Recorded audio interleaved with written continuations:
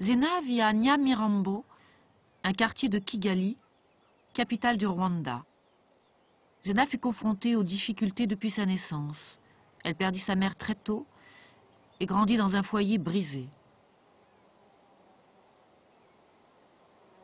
En 1994, près d'1 million de personnes, dont le mari de Zena, furent tuées au cours du génocide rwandais.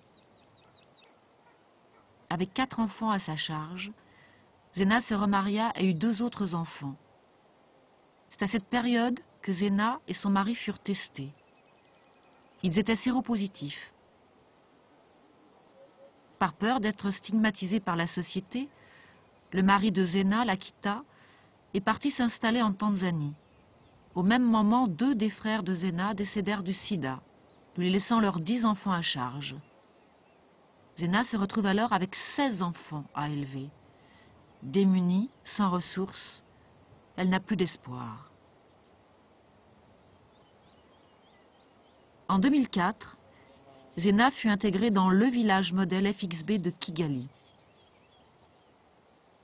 FXB lui fournit le matériel de départ, ainsi qu'une formation pour mener à bien un commerce de viande, de poissons et de charbon.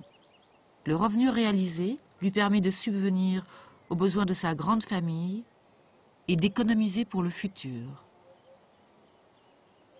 Zena a maintenant 2 comptes dans des institutions de microfinance qui lui ont permis d'obtenir des crédits pour acheter à l'open terre et construire sa nouvelle maison.